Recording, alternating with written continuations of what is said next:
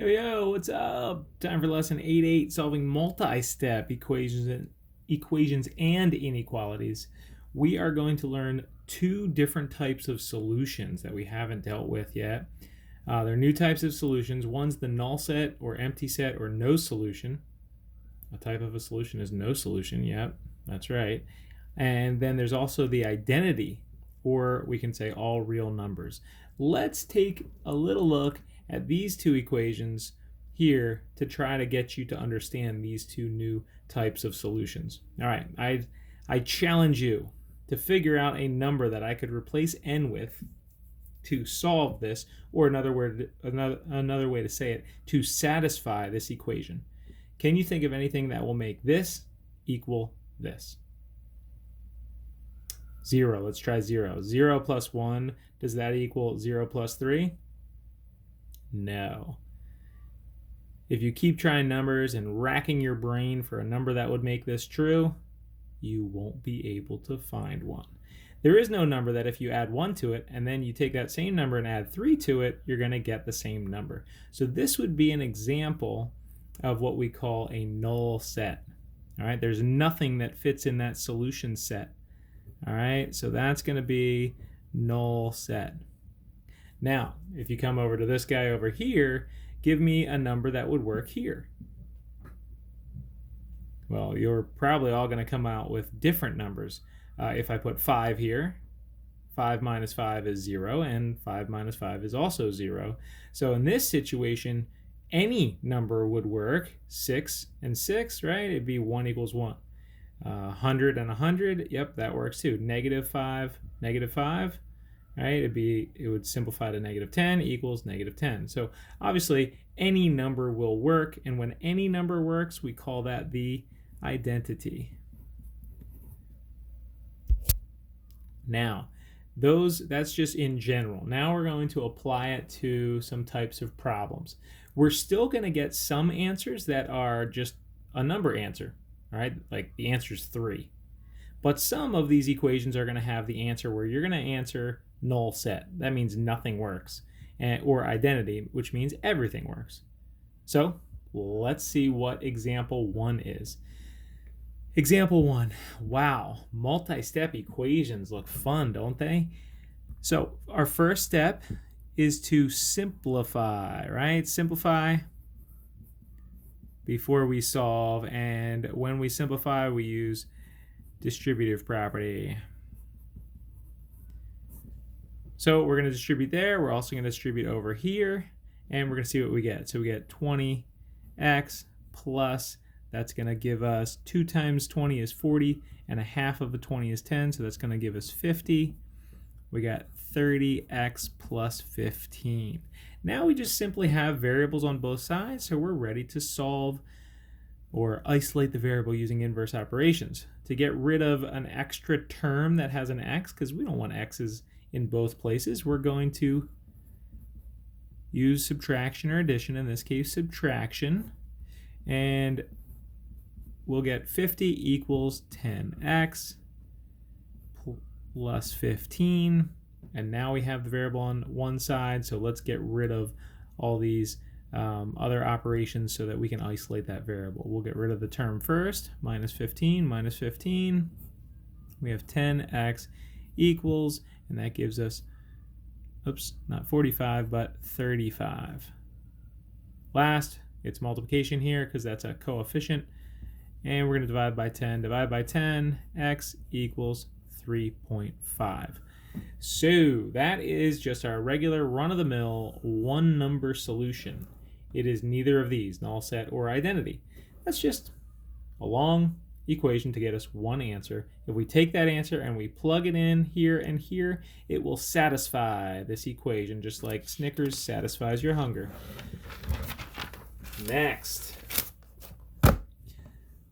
So we're going to try 2 more of these multi-step equations and see what we get. Example 2. Write this down, copy it down, and then let's try to simplify first before we solve. It looks like we have an extra term hanging out here, but we can't simplify, add the 25 in until we get rid of this multiplication here, and use distributive property to get rid of these parentheses. So that's going to be 3y minus 15 plus 25 equals 3y plus 10. Now we're going to combine our like terms here. So that's 3y. We've got a minus 15 and a plus 25. A more simple way to say that is to just add 10. You might be onto something here. All right. Something looks very familiar to our examples of null set and identity. All right. This is the exact same thing as over here. All right. Now the book takes it one. You could just identify that right now as identity. All numbers are going to work there. Any number I plug, because both are the same. All right. But the book takes it a little further. They get rid, so they start solving, they get rid of that, they get rid of that, and whoa, both cancel out. They go to 0. 3y minus 3y is 0, so you get 10 equals 10. When the variable terms all cancel out, and you get something that is true at the end, but no variable, right? 10 does equal 10. That is a situation where you have the identity, which means, what does identity mean? It just means every single number would make the original equation true. You could plug in 2 for y in both spots. It'll make the left side equal the right side or the right side equal the left side, however that is. All right, so identity is your answer for that one. Next, we've got example 3. I bet you can guess what the answer of this one's going to be. So we look at over, we see that we have parentheses over here that we should distribute and get rid of, and we also have this term here that needs to be combined in a sec. So let's simplify first. 5s minus 14. Careful, don't turn your s's into 5s. We're going to distribute here. That gives us 4s plus 6 minus 9s. We still have some like terms to combine, so that's negative 5s minus 14 equals 4s minus 9s gives us negative 5s plus 6. You may be able to recognize that the variable terms match. So that's the same number right there, no matter what you plug in for s. But then you take that number and you subtract 14 here, but you add 6 here. How can you do different things to the same exact number and ever get the same answer? So you might be able to recognize this as null set. No solution is going to satisfy this equation. No value for s will make this true. But the book takes it a little further. Once you simplify and you go ahead and cancel out one of the variable terms, both cancel out and you get something that is false. Right? So you get an ending equation here that's not actually an equation. It doesn't work. So when that's false, we know that we have a null set or no solution. No numbers would work for s. No numbers could make that equation true. All right, those are our 3 situations you could have with equations. Now we're just going to jump over and do one quick example of a multi-step inequality. Remember, we flip around that sign. We reverse the inequality when we multiply or divide both sides by a negative. Just a reminder. All right, when we're in our solving step, we're not going to flip any signs when we're in our simplifying steps. And we have to do that first. So we have to simplify here and simplify here. Now, we're multiplying this side by -2, right? Excuse me. But don't get confused. Just because there is a negative doesn't make us reverse any of these inequalities. So we get -2k plus -1 is, plus -2. And we have the -16 plus 5k. Now we have variables on both sides, so we're ready to solve. Everything's simplified.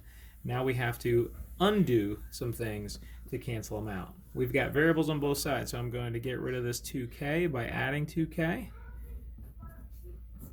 And we bring down the negative 2 is greater than negative 16 plus 7k. We have the variable on just one side, so now we're going to get rid of this constant term. We have 7k is less than, right, because the little part's facing that. So if I read it right to left, I look at the part that's facing it. So it's 7k is less than, what do I get? I get 14. And then divide by 7, divide by 7. I don't know what my kids are doing down there. But I know what I'm doing. Some math. Now, k is what compared to 2? The little part's facing the k, so k is less than 2. We can flip it around so the little part's still facing the k. This is the standard way to write an inequality. And it's good to always switch it around when you get your answer into that form because it just makes more sense. It's easier to communicate, easier to read, and easier to graph if we need to, if we're required to. So if 2's here, that would mean 3 and 4 would be up here. 1 and 0 would be down here. We see that. There's no line under it, so it's an open circle. And we're going to shade in everything that's less than 2. So when all the values that we could put in for k that would make this true, that'd be any value less than 2. So that's to the left. And that is the lesson for today. We'll practice together in Zoom, and hopefully we'll have a strong handle on all this. All right, beautiful day for math. Woodworth out.